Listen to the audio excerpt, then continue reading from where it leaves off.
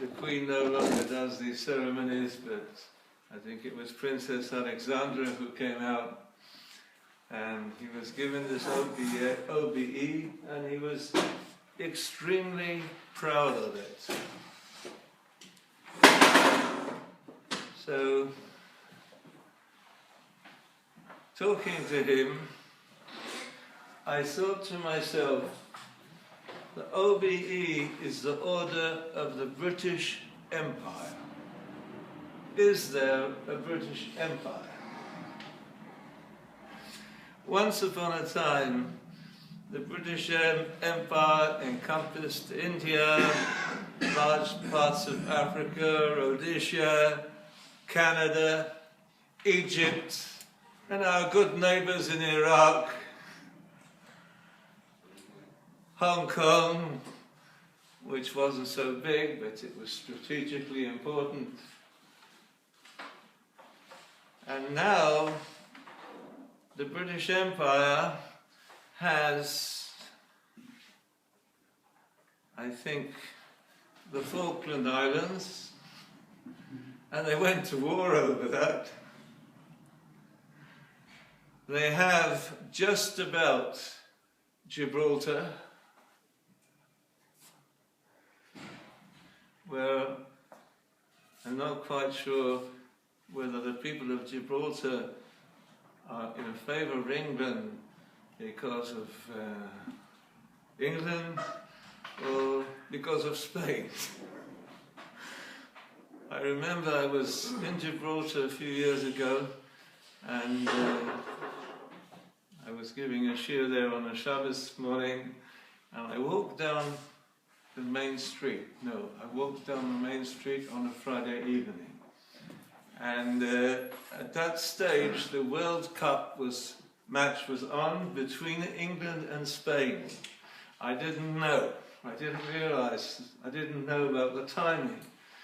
And I walked past a cafe, and suddenly there's a tremendous roar, and people spill out into the road. What happened? England scored a goal against Spain. That is the British Empire. I think it's just possible that the Virgin Islands, the British Virgin Islands, are still part of the British Empire. That's the OBE, the Order of the British Empire, the big code.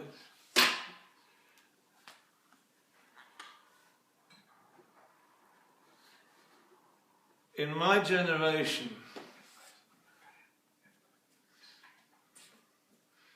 since I went to school about 100 years ago,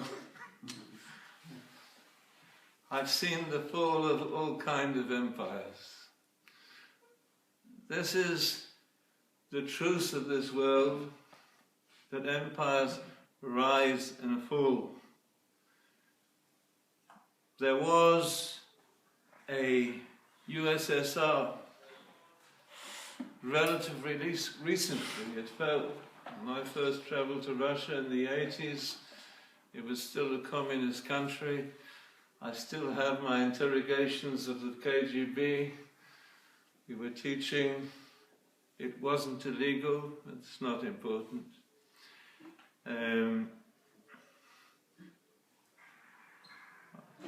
I lived through the Third Reich.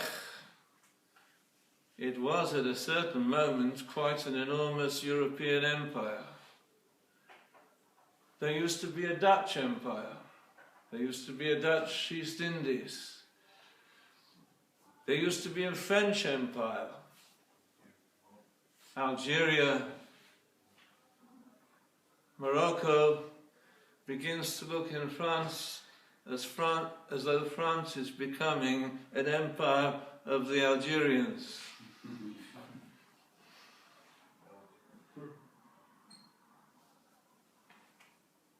This seems to be how the world works.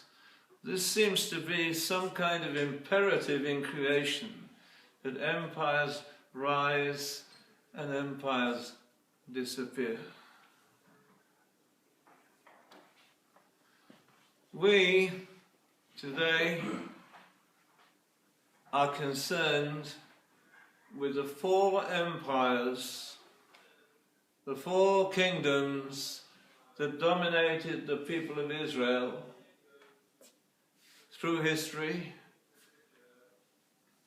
And although the people of Israel have been in exile in many, many countries, but there were 4 nations who attempted to, some destroyed, who attempted to wipe out the holiness of the land of Israel and the people of Israel.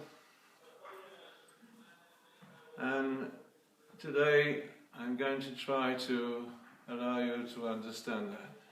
Do I have to say something in עברית?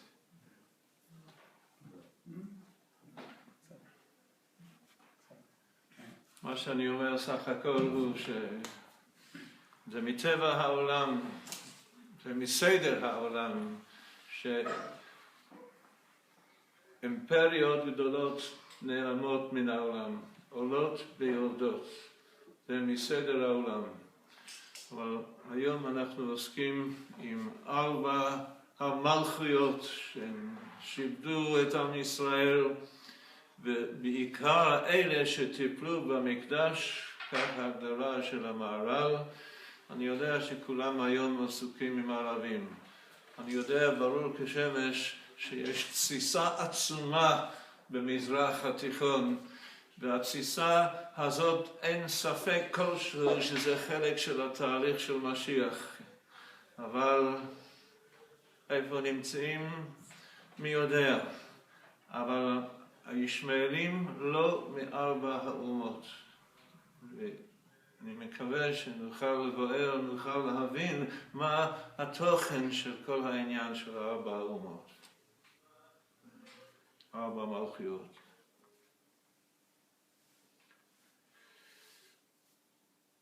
I'm going to the first text quickly to take a quick look at it. These are the verses in Yirmiyahu. It's the time of the conquest of Babylonia, conquest of Israel by Babylon. And the prophet, in dire circumstances, tells the people of Israel, you are going into captivity, but והויו ביום ההוא נאום השם צבאות אשפר ולא מעל סבורך ומסוסך ענתק. There will come a moment, a certain day, when I will break the yoke of Babylon from your necks. I will loosen their bonds. No longer will foreigners pass through your land. You will serve Hashem. And then in verse 10, V'ato al tiro avdi Yaakov ne'um Hashem ve'al techas Yisrael. Don't be afraid. We're standing before the beginning of quite a long exile. Not as long as our present exile. Don't be afraid, says Yirmiyahu Anovi, in the name of Hashem. Al tiro avdi Yaakov, my servant Jacob, be not afraid. Ne'um Hashem, says HaKadosh Baruch Hu, al techas Yisrael. Do not be terrified. I vary from the English translation. It's not marvelous. Ki hineni moshiacho merochok. I will save you from distant lands. Ve'ezarocho me'eretz shivyom, and your seed for the land of their captivity. Ve'shov Yaakov, and Jacob will return to his land. Ve'shokat, ve'sha'anan, he will be in quiet, no longer be tormented. V'sha'anan, at ease. Ve'ein macharit, and no one will frighten him.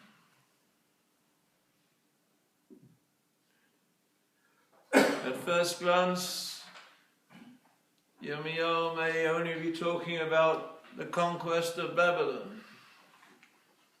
But we'll see in Chazal that these expressions go over history, go over the four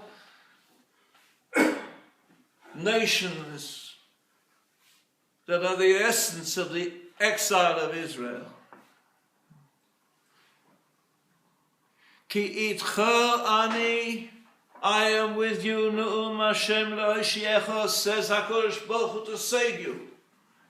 Ki esech cholo v'chol hagoyim. All these nations will pass. All these empires will disappear.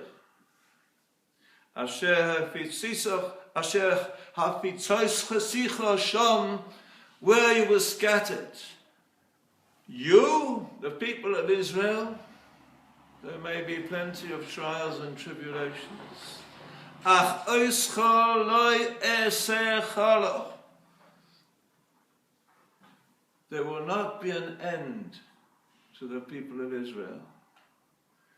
V'yisarticha lamishpat. You will be castigated, punished, corrected. V'nakeh lo yanakecha. Rashi learns, you will not be liquidated. Others learn, some of the punishment must still be applied.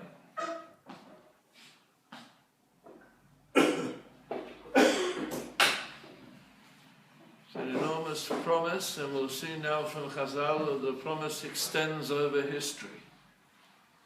It's the messianic dream is standing at the edge of it.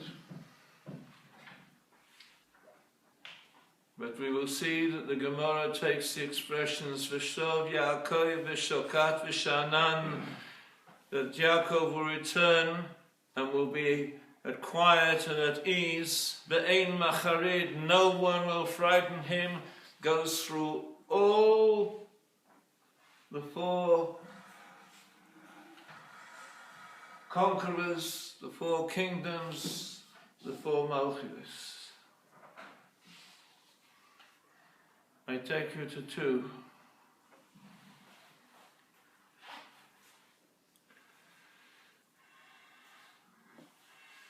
Rav Nachman Posach, Rav Nachman opened. He opens the dream of Yaakov, really. V'ato al tiro avdi Yaakov. Do not be afraid, my servant Yaakov. Medaber Yaakov dichsiv. Vayachaloim, it talks about Jacob's dream. Vayachaloim, and he dreams v'nei sulam mutzav, also the magnificent dream. There was a ladder placed on the earth. V'roshoi magia shomaymo. And the top of that ladder leads to the heavens. There are angels going up and down. But who are these angels? Say Chazal, they are the Sorei Ha'umos.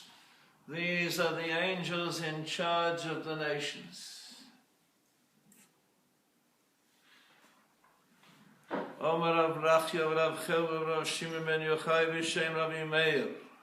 Melamed, this teaches us, this dream. Sheheru HaKadosh Baruch Hu Yaakov, Kadosh Baruch Hu showed Yaakov, Soro shel Bovel Oile, the angel in charge, as it were, of the nation of Babylon. They saw him going up the ladder, ve'yored, and coming down again. Shel Modai, of the Medes, the Persians, Oile ve'yored, going up and going down. Omar HaKadosh Baruch Hu Yaakov. Says HaKadosh Baruch Hu to Jacob, Af atoile. You should go up. But I say sure, at that moment, Nisyora Yaakov Avinu. Yaakov Avinu was very afraid. Omar Shema Chas V'Sholem. Maybe the Almighty forbid. Maybe Kashem Shel Elu Yirido. Like all these, they went up and they came down. Afli came. Maybe the same will happen to me. Omar HaKadosh Baruch Hu, says the Almighty, the Holy One, blessed be He. V'ato al tiro. Coming to the verses.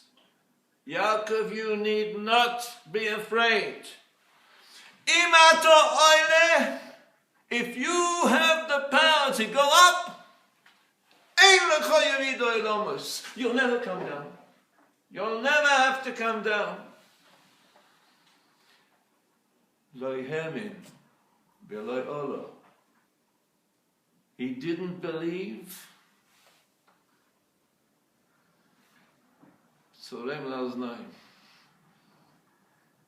Difficult to hear it. He didn't believe. We'll have to lamp shut. I don't think we'll have time this week. No shut.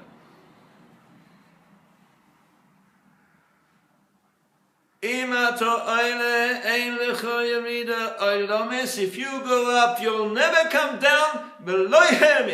And Yaakov, as it were, did not believe. And he didn't go up.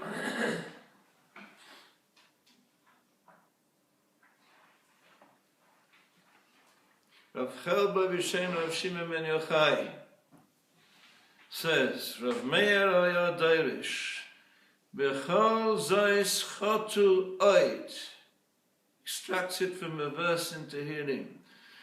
The people of Israel sinned further, and they didn't believe in the miracles of HaKadosh Baruch Hu. Who is that? It's difficult to hear this. Ze Avinu Yaakov. Yaakov the forefather. Sheloi hemin v'lo yama. He didn't believe and he didn't go up the ladder. Omar lo HaKadosh Baruch Hu. Ilu hemanto be'olisa, says the Holy One, blessed be He, if you would have believed, and if you would have gone up that ladder, lo yoralto, you would have never come down. And now that you didn't believe, shelo hemanto be'lo yolisa, you didn't go up, Asidim bonecha sheyu mishtabdim bedalad malchus. Your children are going to be enslaved by 4 empires, by 4 kingdoms. In this world, ba'olam hazeh, b'misim, with taxes, Ba'anonias, property taxes maybe, translation is probably inexact. Zimios, excessive levies. Galgolios, head tax probably. Anyway, all through the centuries the Jews have been imposed upon by improper taxation. In all the Arab lands, Jews sometimes could remain if they paid special taxes. I'm not talking about medieval times in France and in Germany. As recently as, even now, there's some Arab countries where Jews are to be found and they have to pay for the privilege.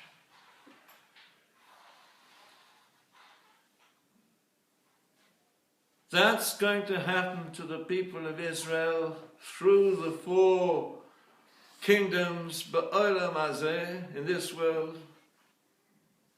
And at that moment, ba'oser shah nisyonei Yaakov, Yaakov became very afraid.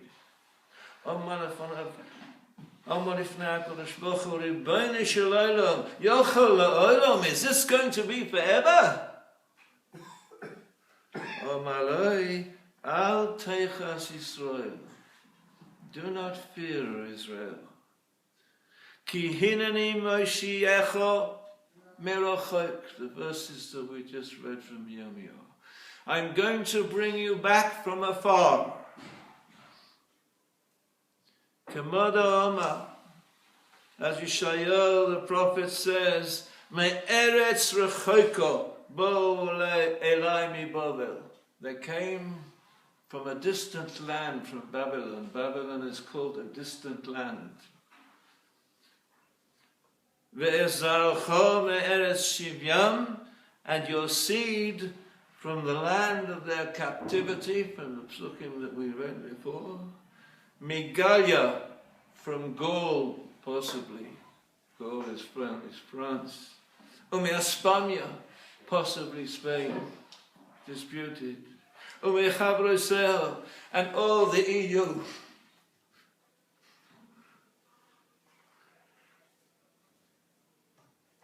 Beshav Yaakov, now the pasuk is expounded. Beshav Yaakov, Jacob will return mi Bavel, from Babylon. Veshokat, he will be at quiet mi Modai, from Media, Persia, Media. Bisha'anan, and will be at ease mi Yovan, from Greece, from the Greek conquest. Ve'ein macharid, and no one will terrorize him. Me'edom, from our present Golus. Ki ese karo b'chol hagoyim asher dachticha shama, because all those empires will pass. They will all disappear. You will be subjugated to exile, to taxation, penalized, but you will survive. And they will all disappear. I intentionally don't read the last piece, I leave it for the next session, your session. What's it all about? What's going on?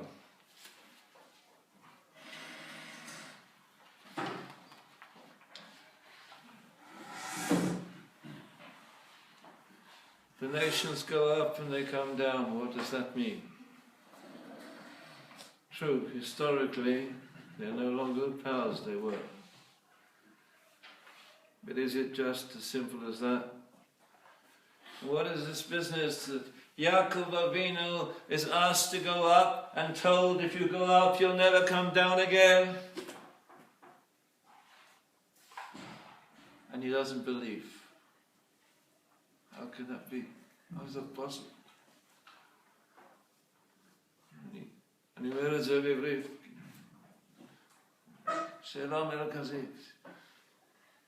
איך ייתכן שהקדוש ברוך הוא אומר ליעקב אבינו, תעלה בסולם, ואני מבטיח לך שאם אתה עולה אתה לא תרד, לא כמו שאר האומות. יעקב לא האמין. בעקבות כך כל הגלויות, כל ההמשך. הפירוש לא האמין. מה הפירוש?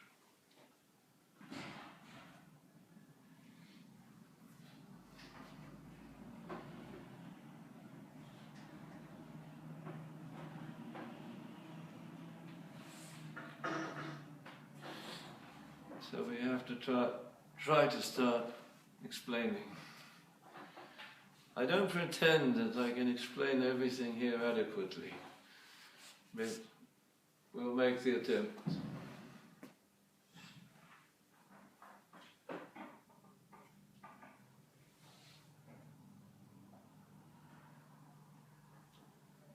One could think that the exiles of the people of Israel are a series of historical accidents. People who have the simplicity to believe that there are historical accidents. Of course there are not. Of course the major issues are part of the plan of HaKadosh Baruch Hu.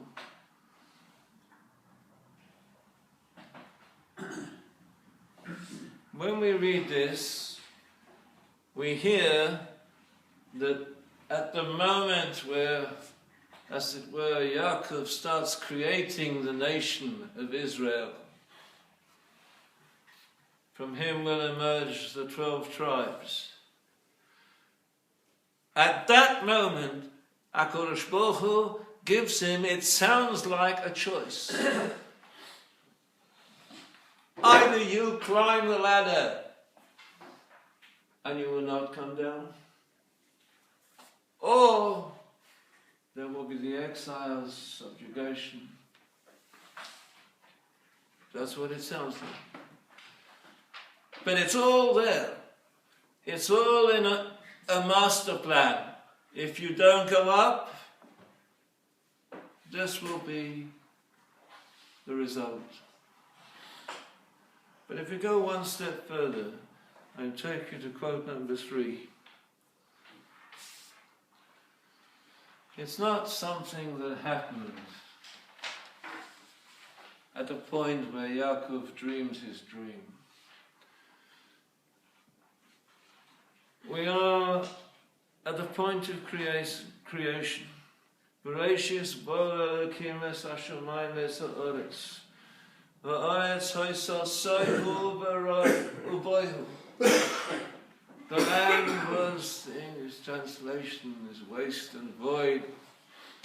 I wonder if the people who made that translation understood what they were saying. But at any rate, the land was formless.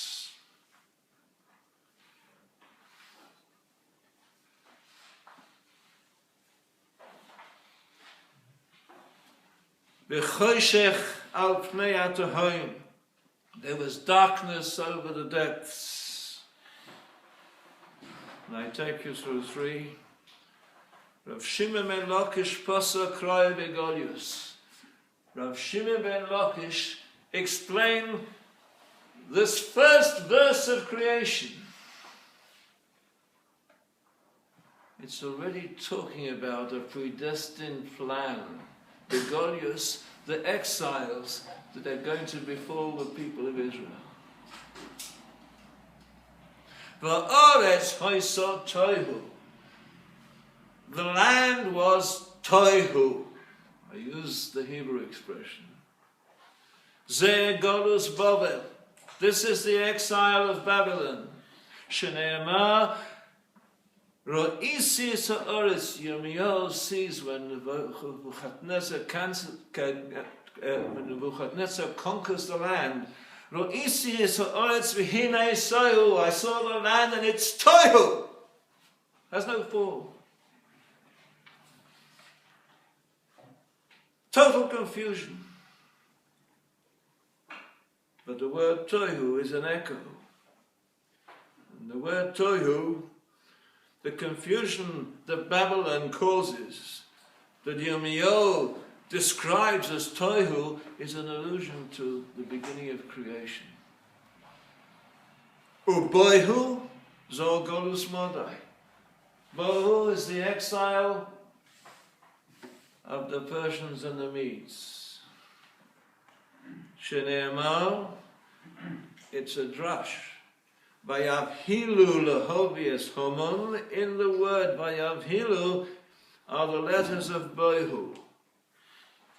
They bought Kol Homon quickly. It's no more than a remiss. But the sages are making a statement. Let's finish it and then see. V'choshech, darkness golus yobon. supposed to be the light of philosophy, of science. It's darkness. I'm sure it was spoken about over Hanukkah. Yovan, Greece, Greece, who made the eyes blind, dark, with their decrees. They said to the people of Israel, this is not the issue that I'm dealing with. If there would be time, maybe I would say something on it, but I'm sure it's been spoken about. Kisvu al keren ashoel. You have to write on the horn of the oxen, she'ein lochem chelek be'elokei Yisrael, that you have no part in the God of Israel. Al pnei tehoim,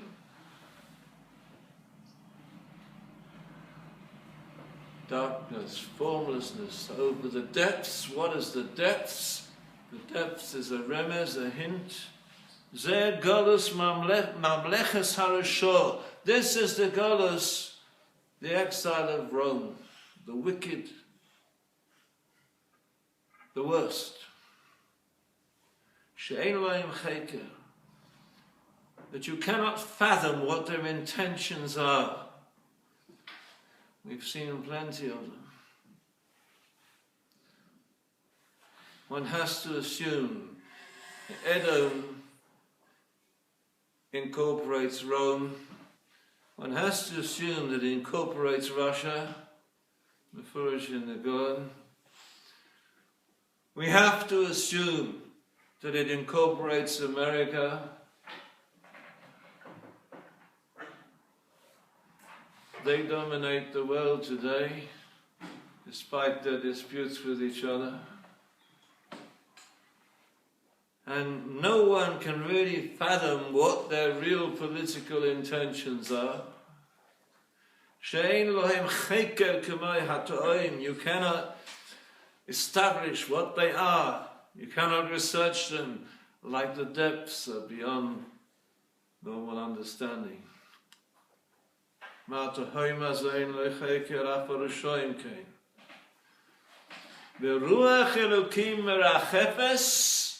back in the Psukim of Bereshis. The spirit of Elokim, of the Almighty, Merachefes, hovers over the water. Zeruchon shel Melech HaMoshiach.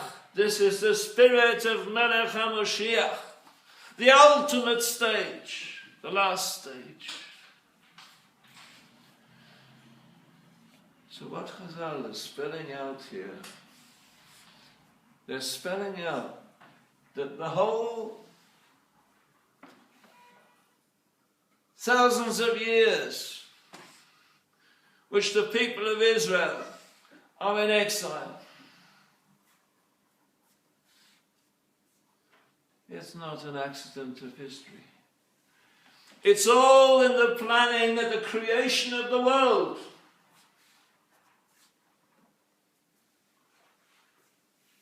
And that has to be understood. Why there have to be these nations. Why there have to be the conquest. Why we have to be subjugated, enslaved, punished. Why does that have to be? And even though our Medrash made it dependent on Yaakov, on Yaakov's decision, could he go up? But in reality, the seeds of that decision are there at the moment of creation. And that has to be understood.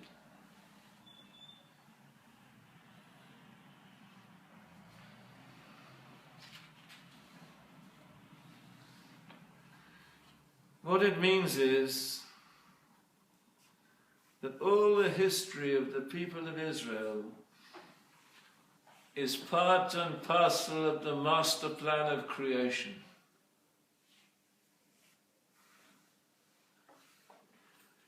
הווה אומר, אני אומר בעברית כמה מילים, הווה אומר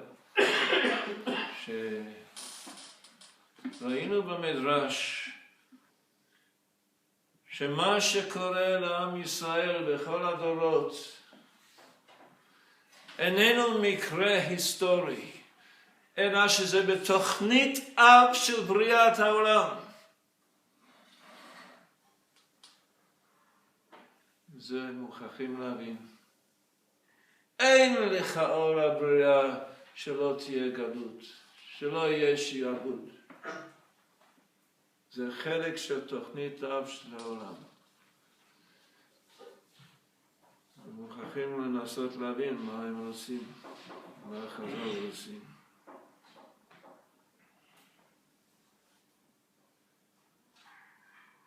הנימה של 400, the echo of the four nations that have subjugated the people of Israel, it occurs at every major milestone in history. If you will take a look at quote 4.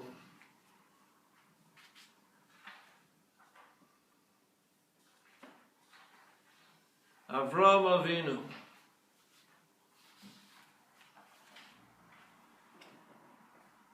at the bris bein absorim,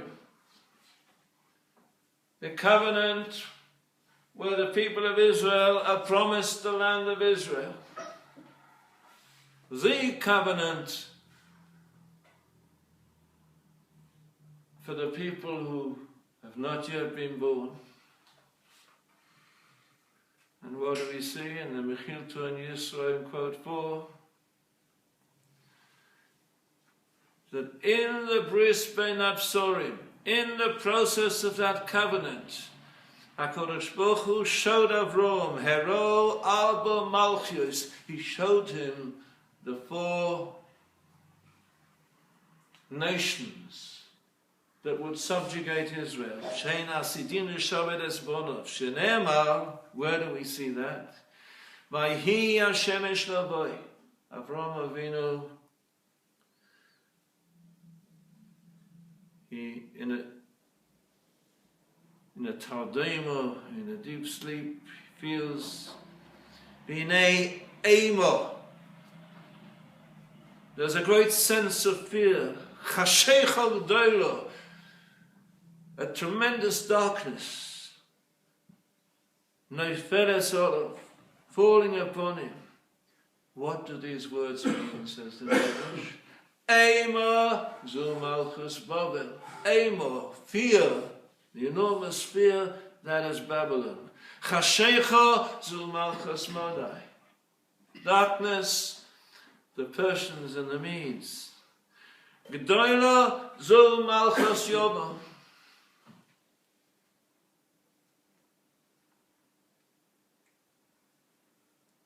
A great darkness, great fear, this is Greece. Neifeles, as it were, falling upon him. Zu Malchus Revius, this is the fourth and the worst. Roi Michaelis. Rome. Why exactly Rome is considered a successor of Edom? Probably because basically the name Edom is the name of Esau.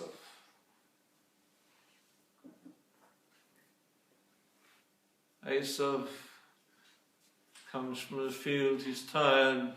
Yaakov is cooking the red pottage. And he says, Haliteni no mina odom ha'odom hazeh. Give me some of this red stuff. He comes in exhausted from his hunting, and that's when he sells his birthright. And therefore, says the Torah, Al Kain Nikro Shmai Edom, therefore his name is called Edom.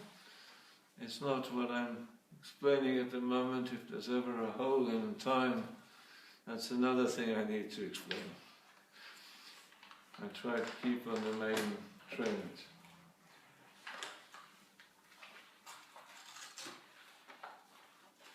Edom, Rome,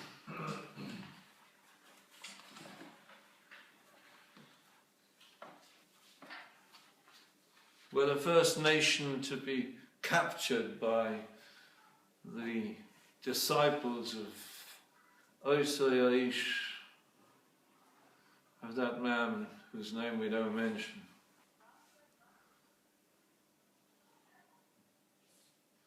Christianity started with Roman Catholicism,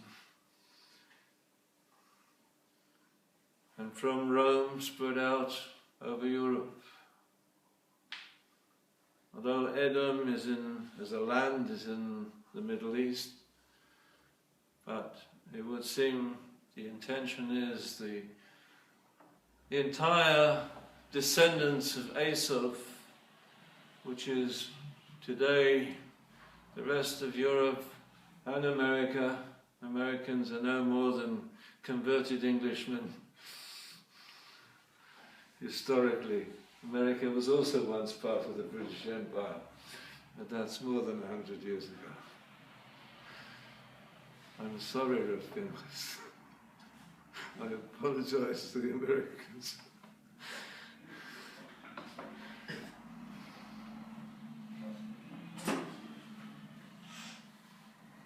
So we see that at every major juncture of history, the four Mlchuyos, the four nations who subjugate Israel, come again and again and again, and they are part and parcel of the master plan of the world that we live in.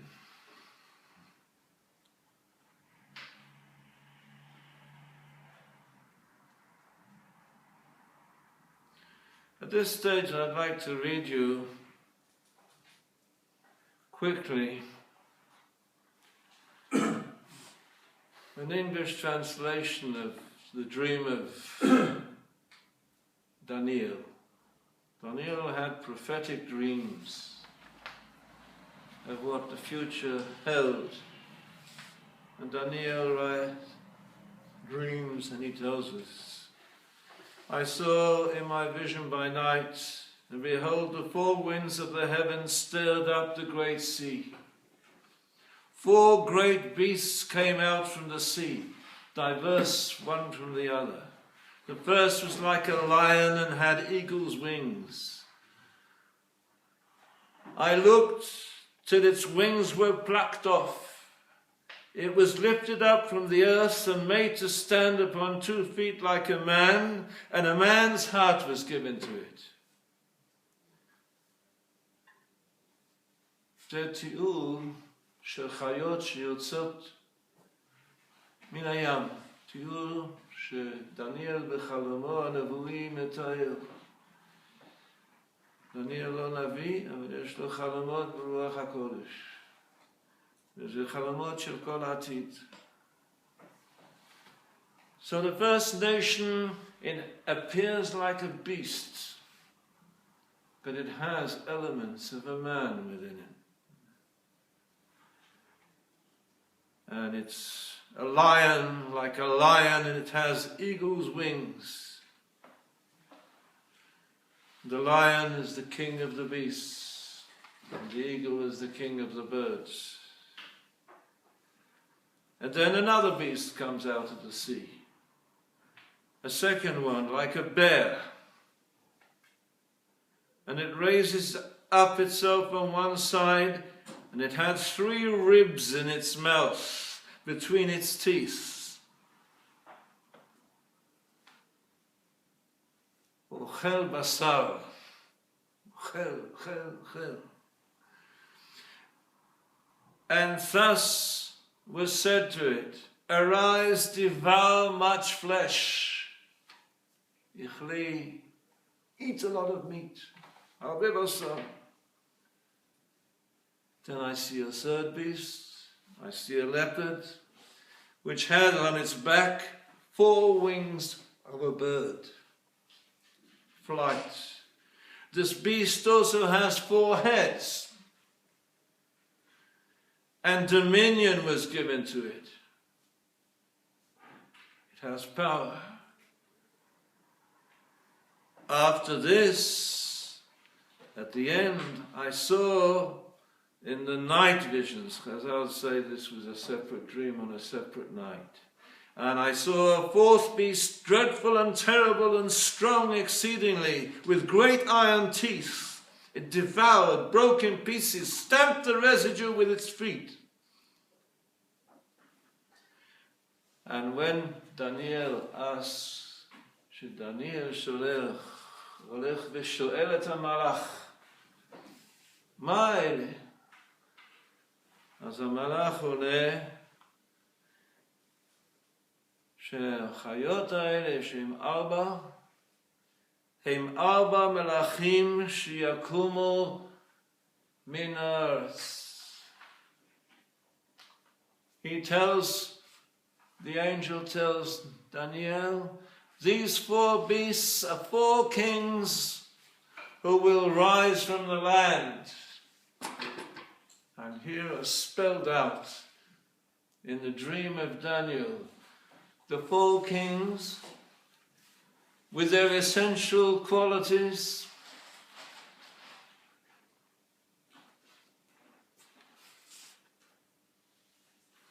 At the moment after the conquest of Babylon, history is spelled out again. But he doesn't specify who these nations are. But with Chazal in our hand, we know exactly now who is who. So at this moment, perhaps we can understand a little bit more.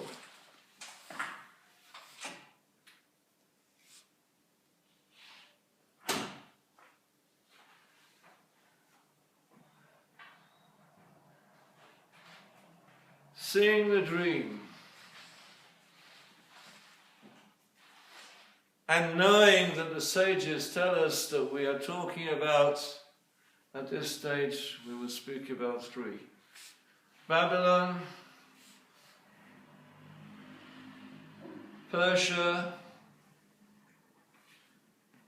and Greece. We need to think about what these nations actually are. What do they mean? What do they signify? What do they personify? What is the intent with these nations? What is the part in history that these nations are planned to have? And if we take a look at the essence of these nations, we can see Babylon. Daniel addresses Nebuchadnezzar and he calls him, strange to hear it, Melech Malchaya, the King of Kings. He is iron rule. And the essence of Babylon is domination, to dominate, to rule over the world insofar as possible. That is Babylon. We turn to the second nation and we're described, which is described as a bear, and a bear that is eating, consuming unbelievable quantities of meat. These are the Persians and the Medes. These are those who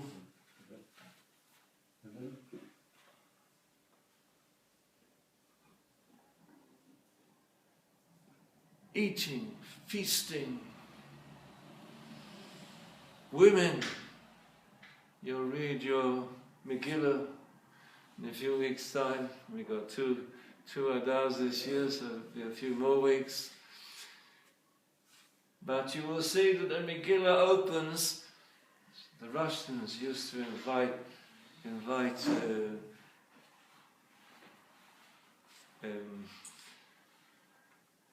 foreign prime ministers, and part of the procedure was enormous banquets. And everybody has to get drunk. Churchill describes in his memoirs how he tried to spill his vodka into the flowers. And at Yalta.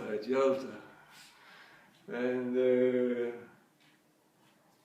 so they would get themselves completely drunk over 2 or 3 days and then get on with the government business. In Persia it didn't work like that. When the king set up a feast, it was minimum 180 days. 180 days, to be constantly drunk. It's like total alcoholism. Ashtio kedas einenes. The consumer society of Persia, eating, drinking. When he needs another queen, he doesn't have a small selected beauty parade. He gathers up thousands, maybe, I don't know, we've got no clue as to numbers. He gathers up all the beautiful women he can find in his 127 provinces. And it's not exactly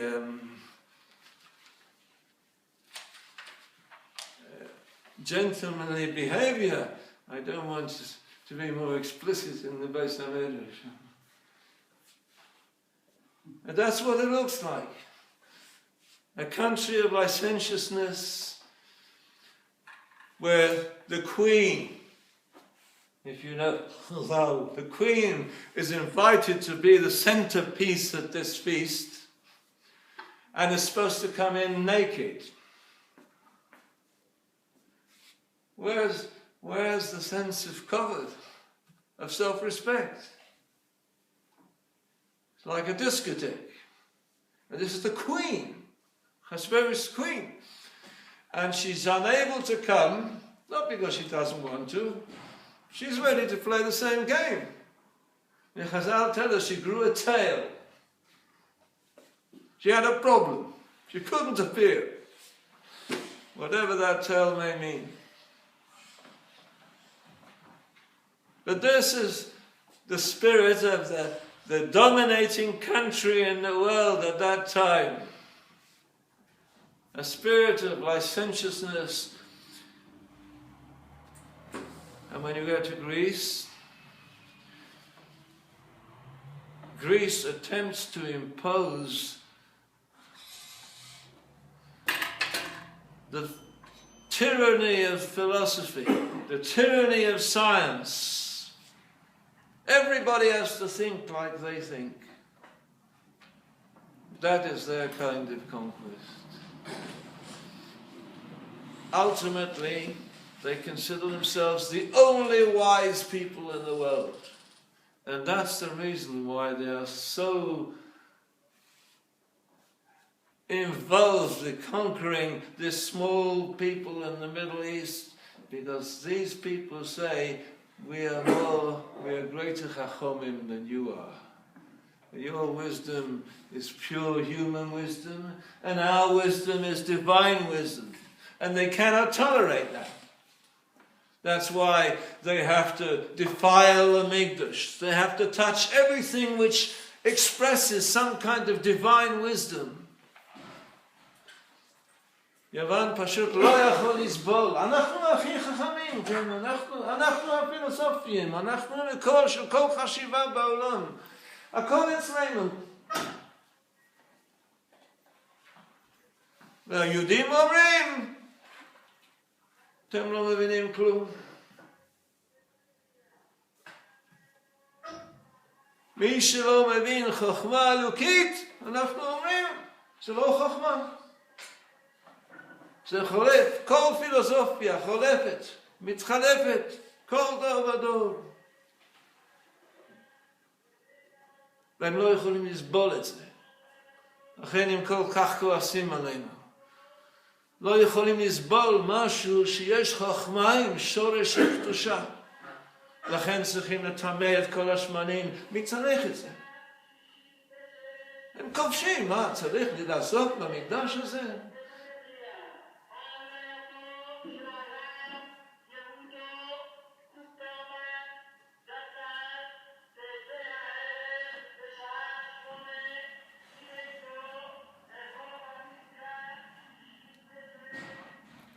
As if we've understood,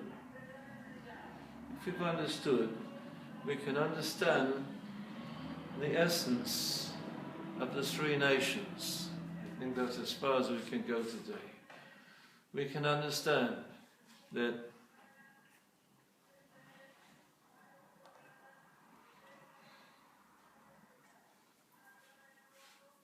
the sages say 6.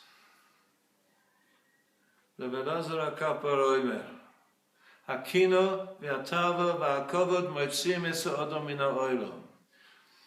קינו,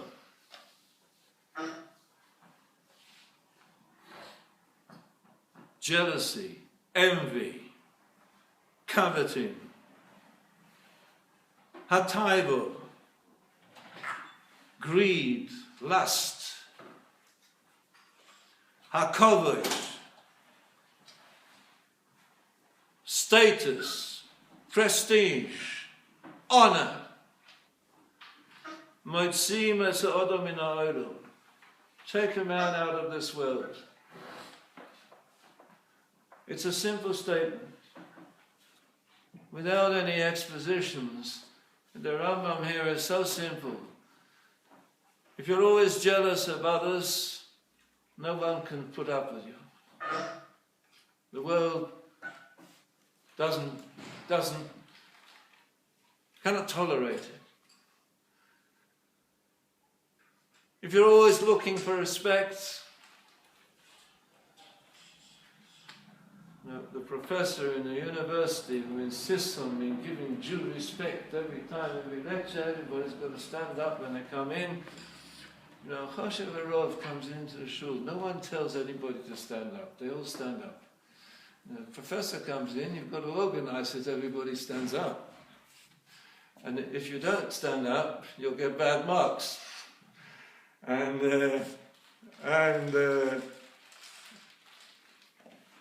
the thing is, when the professor goes out, behind his back, everybody's laughing at his need for covered, need for honor.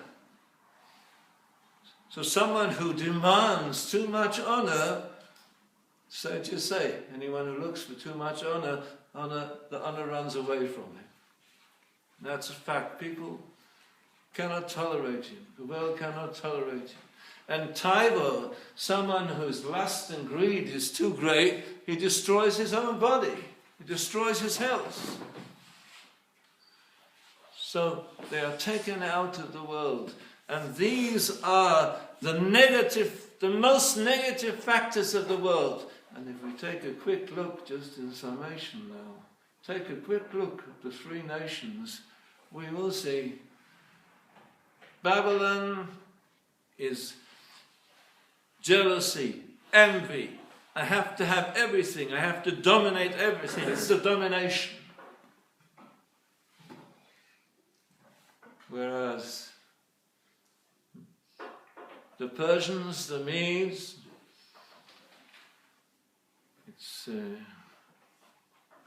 it's all pure lust. The licentiousness, the consuming of vast quantities of food, as Daniel describes this beast with ribs of meat, large ribs of meat in his mouth. And Greece, only our wisdom can be respected.